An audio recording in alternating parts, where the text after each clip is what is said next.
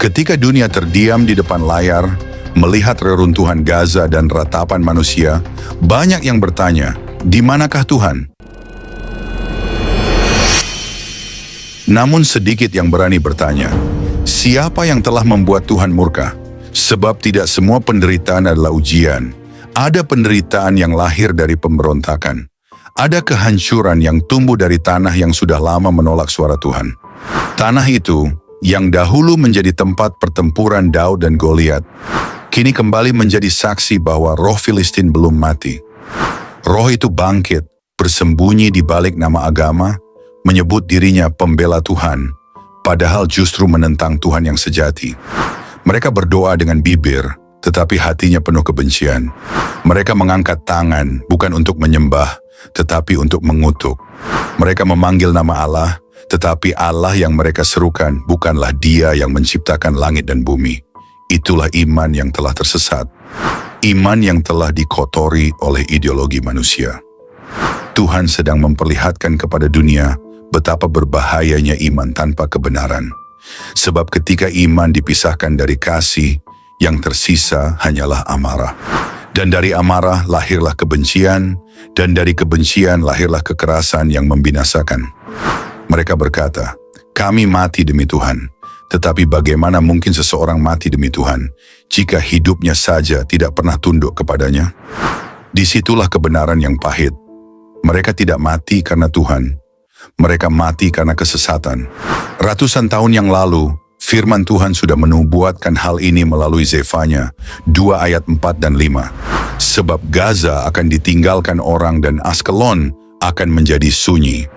Asdod akan dihalau penduduknya pada rembang tengah hari, dan Ekron akan dibongkar bangkirkan. Celakalah kamu penduduk daerah tepi laut, kamu bangsa Kreti, terhadap kamulah firman Tuhan ini. Hai Kanaan, tanah orang Filistin, aku akan membinasakan engkau, sehingga tidak ada lagi pendudukmu. Nubuat itu bukan dongeng kuno. Itu adalah cermin rohani bagi bangsa yang menolak Tuhan, namun masih mengaku beriman. Dan sekarang firman itu digenapi di depan mata kita. Gaza ditinggalkan. Kota-kota mereka menjadi abu. Pemimpin mereka bersembunyi di terowongan, sementara rakyatnya menangis tanpa arah. Tetapi saudara-saudari, meskipun murka Tuhan nyata, kasih-Nya tidak pernah benar-benar pergi. Tuhan tidak menikmati penghukuman, Ia menantikan pertobatan. Sebab Ia berkata dalam Yeremia 12 ayat 17, tetapi jika mereka tidak mau mendengarkan, maka aku akan sungguh-sungguh mencabut dan membinasakan bangsa yang demikian. Demikianlah firman Tuhan. Lihatlah keseimbangan surgawi itu. Jika bangsa mau mendengarkan, Ia memulihkan. Tetapi jika bangsa menolak, Ia mencabut sampai ke akar. Namun kita tahu, bagaimana mungkin mereka mendengarkan firman ini? Bangsa itu telah dibutakan oleh ajaran-ajaran sesat sejak ribuan tahun lalu. Mereka menukar terang dengan kegelapan dan kebenaran dengan kebencian. Nama Tuhan mereka bawa di bibir, tetapi hati mereka jauh darinya. Mereka tidak lagi menyembah Sang Pencipta, melainkan menuhankan darah, tanah, dan peperangan. Generasi demi generasi tumbuh dalam kebohongan, hingga akhirnya mereka percaya bahwa membunuh adalah jalan menuju surga. Dan di sanalah tragedi rohani itu dimulai, bukan hanya di medan perang, tetapi di hati manusia yang kehilangan arah kepada Tuhan yang hidup. Yeremia menubuatkan kehancuran yang sama bagi bangsa yang menutup telinganya dari suara Tuhan. Dan hari ini, kita melihat nubuatan itu terus berulang. Bukan karena Tuhan kejam, tetapi karena manusia keras kepala dan menolak kembali kepadanya. Namun firman Tuhan tetap kekal. Ketika manusia menolak, Ia mencabut. Tetapi ketika manusia bertobat, Ia menanam kembali. Dan hari ini, dunia menyaksikan bagaimana akar kebencian itu dicabut dari tanah Gaza. Tuhan sedang membersihkan tanahnya. Bukan karena Ia benci manusia, tetapi karena Ia ingin menyingkirkan roh yang menentangnya sejak zaman purba. Sebab seperti yang tertulis dalam Habakuk, 2 ayat 18 dan 19, apakah gunanya patung pahatan yang dipahat oleh pembuatnya? Apakah gunanya patung tuangan, pengajar dusta itu? Karena pembuatnya percaya akan buatannya, padahal berhala-berhala bisu belaka yang dibuatnya. Celakalah orang yang berkata kepada sepotong kayu, terjagalah, dan kepada sebuah batu bisu, bangunlah. Masakan dia itu mengajar? Memang ia bersalutkan emas dan perak, tetapi roh tidak ada sama sekali di dalamnya. Itulah yang terjadi di Gaza hari ini. Iman yang dibungkus dengan bendera, dihiasi dengan kata-kata suci, tetapi roh Tuhan sama sekali tidak ada di dalamnya. Dan kepada dunia yang menonton, Tuhan sedang memperingatkan, jangan meniru iman yang disesatkan, jangan menuhankan ideologi, jangan memuja manusia, jangan memperalat nama Tuhan untuk membenarkan kebencian. Sebab ketika Tuhan turun tangan, tidak ada satu pun yang dapat bertahan di hadapan kebenarannya. Saudara-saudari terkasih, inilah yang terjadi ketika manusia menggantikan tempat Tuhan dengan ideologi. Ketika kepercayaan berubah menjadi alat politik dan nama Tuhan dipakai untuk membenarkan kebencian, maka iman itu telah kehilangan sucinya. Firman Tuhan berkata dalam Yeremia 17 ayat 5 dan 6, beginilah firman Tuhan, terkutuklah orang yang mengandalkan manusia, yang mengandalkan kekuatannya sendiri, dan yang hatinya menjauh daripada Tuhan. Ia akan seperti semak bulus di padang belantara, ia tidak akan mengalami datangnya keadaan baik. Ia akan tinggal di tanah angus, di padang gurun, di negeri padang asin yang tidak berpenduduk. Ayat ini bukan sekadar nubuat bagi Yehuda pada masa lalu. Ini adalah cermin bagi dunia sekarang. Bagi bangsa manapun yang lebih memilih mempercayai senjata daripada Tuhan, lebih mengandalkan pemimpin fana daripada firman yang hidup, maka tanahnya akan menjadi kering dan damai akan menjauh dari generasinya. Tuhan melalui Yesaya 30 ayat 1-3 memperingatkan, celakalah anak-anak pemberontak, demikianlah firman Tuhan, yang melaksanakan suatu rancangan yang bukan daripadaku, yang memasuki suatu persekutuan, yang bukan oleh dorongan rohku, sehingga dosa mereka bertambah-tambah, yang berangkat ke Mesir dengan tidak meminta keputusanku, untuk berlindung pada Firaun dan untuk berteduh di bawah naungan Mesir. Tetapi perlindungan Firaun akan memalukan kamu, dan perteduhan di bawah naungan Mesir akan menodai kamu. Ayat ini adalah peringatan keras, bahwa setiap bangsa yang bersekutu dengan kuasa duniawi dan menolak Tuhan, pada akhirnya akan menuai kehancuran dari persekutuan itu sendiri. Begitu pula dengan Gaza yang berlindung pada kekuatan Hamas, bukan pada kekuatan Tuhan yang sejati. Sebab Tuhan tidak akan membiarkan namanya dipakai untuk membenarkan kebencian. Ia tidak berdiam di tengah peperangan yang digerakkan oleh amarah, melainkan di hati mereka yang mencari damai dan kebenaran. Dan inilah yang harus direnungkan oleh dunia.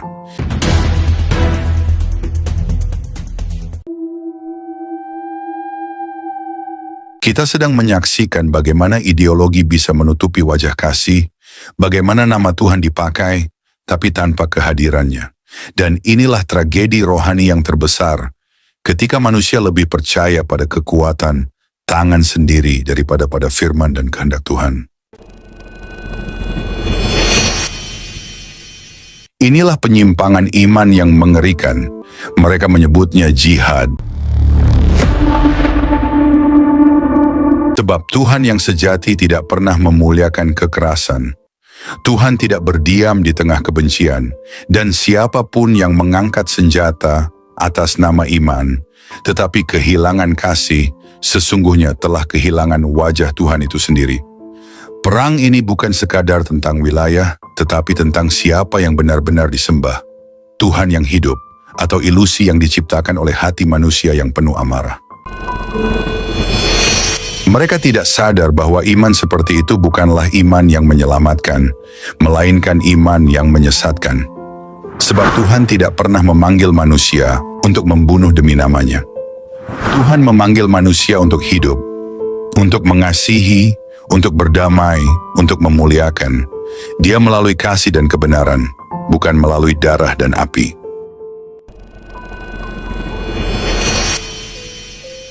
Kepercayaan ini sudah mendarah daging. Mengapa sulit diperbaiki? Saudara-saudari, ada kenyataan yang pahit. Ketika sebuah ajaran berubah menjadi identitas, ia tidak mudah dicabut. Bukan hanya karena doktrinnya diajarkan terus-menerus, tetapi karena ia sudah menjadi bagian dari cara berpikir, cara merasa, bahkan cara hidup.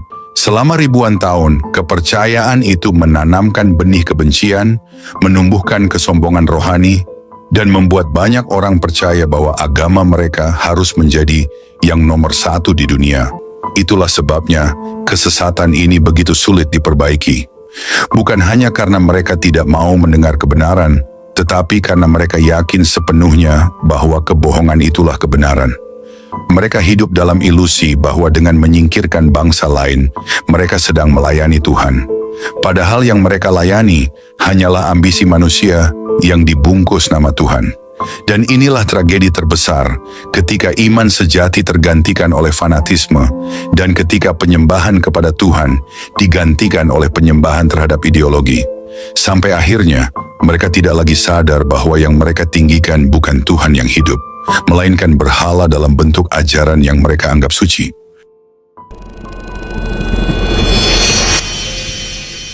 Tetapi percayalah, Tuhan tidak akan diam selamanya. Ia akan membongkar setiap dusta yang diselubungi namanya dan menghakimi setiap ajaran yang menyesatkan manusia untuk menumpahkan darah atas nama surga.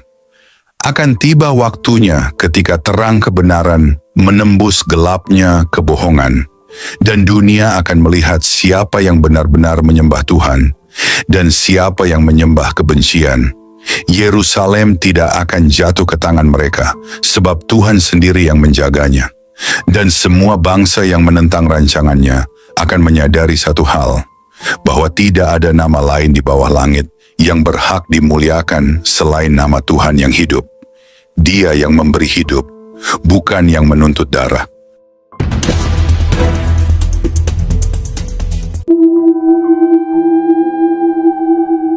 Saudara-saudari terkasih dalam Kristus, firman Tuhan berkata dalam Yesaya 2 ayat 11, manusia yang sombong akan direndahkan, dan orang yang angkuh akan ditundukkan, dan hanya Tuhan sajalah yang maha tinggi pada hari itu.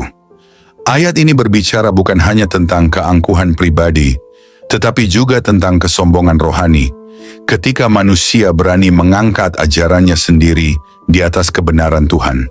Dan itulah yang sedang terjadi hari-hari ini di tanah Gaza dan di banyak tempat lain di dunia. Manusia mencoba menggantikan kehendak Tuhan dengan tafsirnya sendiri, membenarkan kebencian dengan ayat yang dipelintir, dan menukar kasih dengan kekerasan yang dibungkus kesalehan. Namun Tuhan tidak dapat ditipu. Ia melihat hati yang mencintai kekuasaan lebih dari kebenaran. Ia melihat lidah yang menyebut namanya, tapi hati yang jauh dari kasih. Dan firman Tuhan menegaskan, semua kesombongan seperti itu akan diruntuhkan. Yeremia 9:23-24 berkata, beginilah firman Tuhan, janganlah orang bijaksana bermegah karena kebijaksanaannya. Janganlah orang kuat bermegah karena kekuatannya.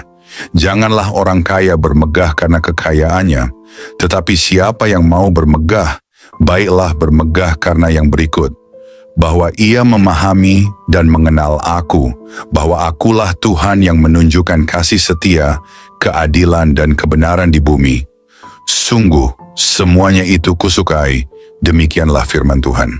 Saudara-saudari, itulah inti dari iman yang sejati, mengenal Tuhan, bukan menafsirnya menurut hawa nafsu kita. Iman sejati tidak lahir dari kebencian, tapi dari kasih yang berani mengampuni. Iman sejati tidak menuntun kita untuk menumpahkan darah, tetapi untuk menyelamatkan jiwa. Dan iman sejati tidak membela agama, tetapi membela kebenaran yang berasal dari Tuhan sendiri. Hari ini dunia sedang diperhadapkan dengan dua bentuk iman. Iman yang menghidupkan dan iman yang membunuh.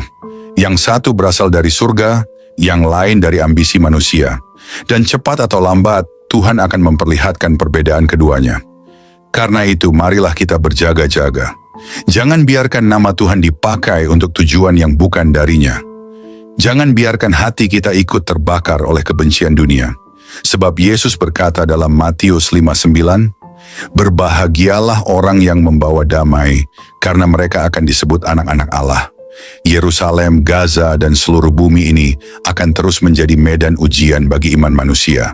Tapi hanya mereka yang berdiri di atas kasih dan kebenaran Tuhan yang akan bertahan. Dan pada akhirnya segala nama akan runtuh, segala ideologi akan hancur, tapi satu nama akan tetap tegak di atas segalanya. Nama Tuhan yang hidup, Raja segala raja, dan penguasa atas Israel serta seluruh bumi. Saudara-saudari terkasih dalam Kristus, terima kasih sudah mendengarkan renungan firman Tuhan sore ini. Bukan suatu kebetulan jika saudara ada di sini saat ini. Tuhan sendiri yang mengatur langkahmu, Tuhan sendiri yang mengetuk pintu hatimu, dan Tuhan sendiri yang menanamkan firman-Nya ke dalam jiwamu sore ini. Biarlah setiap kebenaran yang telah kita dengar tidak berhenti hanya di telinga, tetapi menembus hati, mengalir dalam pikiran, dan diwujudkan dalam perbuatan. Renungan ini bukan hanya perenungan, ini adalah panggilan. Panggilan untuk bertobat, panggilan untuk kembali, panggilan untuk bangkit, dan berjalan dalam kebenaran yang sejati. Karena kita tidak tahu berapa banyak sore lagi yang Tuhan izinkan untuk kita.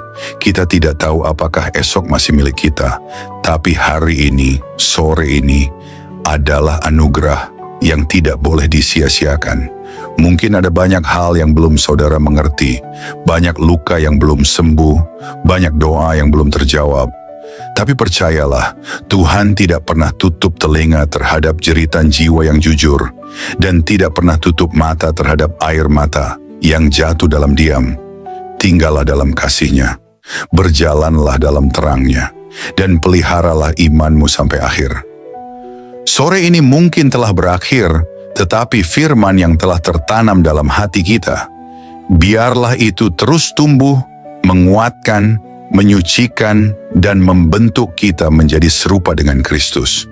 Bukan hanya hari ini, tapi sampai hari di mana kita bertemu muka dengan Dia yang kita imani. Jangan lelah melakukan yang baik. Jangan menyerah meski badai belum reda.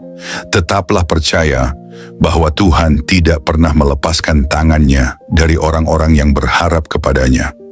Sampai jumpa di renungan firman Tuhan berikutnya. Tetap setia, tetap menyala dalam kasih, dan tetap berjalan bersama Sang Gembala Agung, Yesus Kristus yang hidup dan akan datang kembali. Tuhan Yesus memberkati saudara semua. Mari kita berdoa. Terima kasih Tuhan Yesus. Terima kasih untuk sore yang penuh anugerah ini. Untuk setiap napas yang masih Kau izinkan berhembus dalam tubuh kami. Untuk setiap detik yang Engkau beri, agar kami bisa duduk diam di hadapan-Mu, mendengarkan suara-Mu melalui firman yang hidup, yang menusuk hati, yang mengguncang jiwa, namun juga mengobati luka dan mengangkat kami dari kejatuhan. Tuhan Yesus, sore ini kami datang bukan hanya membawa telinga kami, tapi membawa seluruh keberadaan kami ke hadapan tahta kasih-Mu. Kami datang dengan hati yang kadang kotor, pikiran yang sering goyah, dan semangat yang mulai padam. Tapi firman-Mu sore ini membangkitkan kami kembali. Engkau berbicara bukan hanya lewat huruf dan kata, tapi lewat roh yang menghidupkan. Kami tahu Tuhan, seringkali kami mengabaikan suara-Mu. Kami terlalu sibuk dengan dunia, terlalu sibuk mengejar yang fana, hingga lupa bahwa Engkaulah sumber kehidupan sejati. Namun hari ini kami diingatkan lagi, bahwa tak ada satu pun dalam dunia ini yang lebih berharga dari hadirat-Mu. Engkaulah mutiara yang mahal, harta terpendam yang layak kami tinggalkan segalanya demi mendapatkannya. Ajari kami untuk mencintai-Mu lebih dari segala yang kami miliki. Terima kasih karena firman-Mu menegur kami, bukan untuk menghancurkan, tetapi untuk membentuk. Karena Engkau tidak membiarkan kami larut dalam jalan yang salah, namun menuntun kami kembali ke jalan yang sempit, jalan salib, jalan pengorbanan, jalan kebenaran. Tuhan Yesus, sore ini kami mengangkat tangan dan hati kami kepadamu.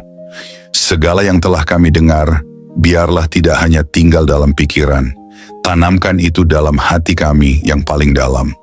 Ubah kami mulai dari dalam, jadikan kami pelaku firman, bukan hanya pendengar setia. Berikan kami hati yang lembut, hati yang sanggup menerima koreksi, dan tidak lari dari cahayamu saat dosa kami disingkapkan. Ajari kami mencintai kebenaran, meski kebenaran itu menyakitkan. Ajari kami berjalan dalam kasih, meski dunia membalas dengan kebencian. Tuhan, jadikan kami terang di tengah kegelapan, garam di tengah kebusukan dunia ini. Dan ketika nanti malam datang, dan kesunyian menggantikan keramaian, biarlah firman-Mu terus bergema dalam hati kami. Biarlah suara-Mu lebih nyaring dari hiruk-pikuk dunia. Dan ketika kami tidur malam nanti, biarlah kami tidur dalam pelukan kasih-Mu, dengan hati yang sudah dipulihkan, jiwa yang sudah disegarkan, dan semangat yang kembali menyala untuk berjalan bersama-Mu besok pagi. Tuhan, kami tahu hari-hari ini tidak mudah. Kami hidup di zaman yang gelap, di zaman di mana kebenaran dikompromikan, iman diperjualbelikan, dan kasih menjadi dingin. Tapi kami mohon, jangan biarkan hati kami menjadi seperti dunia. Teguhkan kami, tanamkan keberanian dalam jiwa kami. Berikan kami api dari surga yang tidak padam, untuk tetap setia sampai akhir.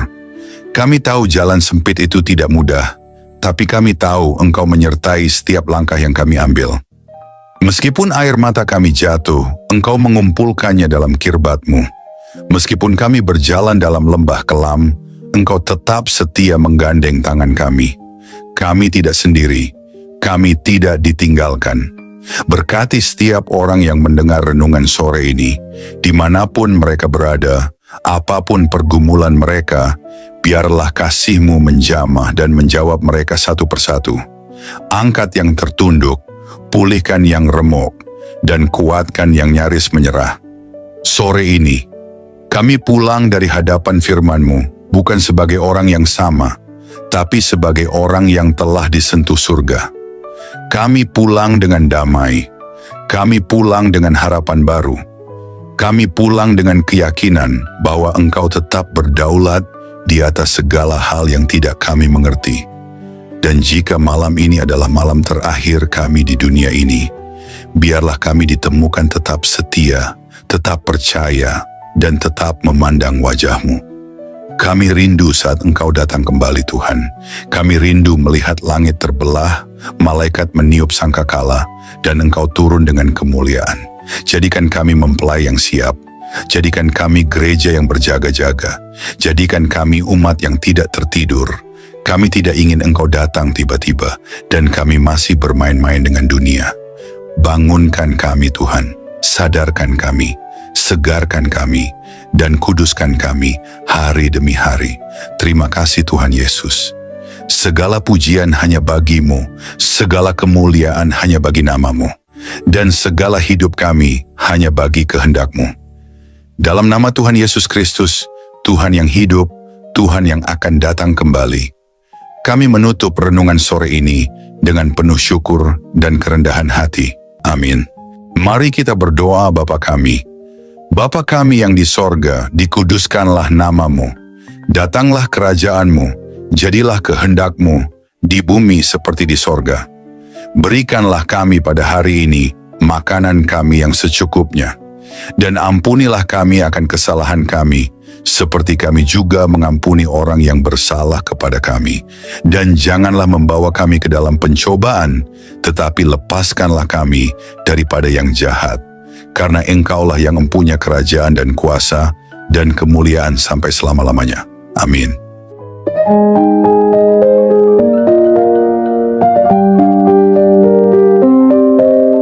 Saudara-saudari terkasih dalam Kristus, terima kasih banyak atas kesetiaan saudara-saudari mengikuti renungan firman Tuhan sore ini sampai selesai. Semoga setiap firman yang telah kita dengar setiap pesan yang telah menyentuh hati, dan setiap doa yang telah kita panjatkan bersama, sungguh-sungguh menjadi kekuatan dan penghiburan bagi hidup saudara di hari-hari yang penuh tantangan ini. Kiranya firman Tuhan hari ini menanamkan keberanian dan keyakinan dalam hati kita semua, bahwa tidak ada keadaan yang luput dari kuasa Allah. Dalam kegelapan dunia yang semakin pekat, marilah kita tetap menjadi terang yang memancarkan kasih, kebenaran, dan pengharapan yang hanya datang dari Tuhan. Jangan pernah menyerah, sebab Tuhan berjalan bersama kita, menuntun langkah kita, dan membukakan jalan saat kita merasa terjebak dan buntu. Ingatlah bahwa di setiap pergumulan ada pertolongan Allah yang siap datang, dan dalam setiap tangisan ada penghiburan yang dari surga. Kami mengajak saudara-saudari untuk terus membagikan berkat ini kepada orang-orang yang membutuhkan. Jangan ragu untuk like, subscribe, komen, dan bagikan renungan ini. Dengan begitu, berkat firman Tuhan dapat menyebar luas, menjangkau lebih banyak jiwa yang haus akan kasih dan kebenarannya. Teruslah teguh dan kuat dalam iman, jadilah saksi hidup yang membawa damai dan sukacita dari Kristus dimanapun saudara berada. Jangan lupa untuk tetap membuka hati dan pikiran dalam setiap renungan berikutnya, karena Tuhan masih punya banyak firman yang luar biasa untuk diberikan kepada kita. Sampai bertemu lagi di renungan firman Tuhan sore berikutnya, dengan harapan dan doa agar Tuhan selalu menyertai langkah saudara-saudari semua, melindungi, memberkati, dan menguatkan dalam setiap keadaan. Tuhan memberkati, amin.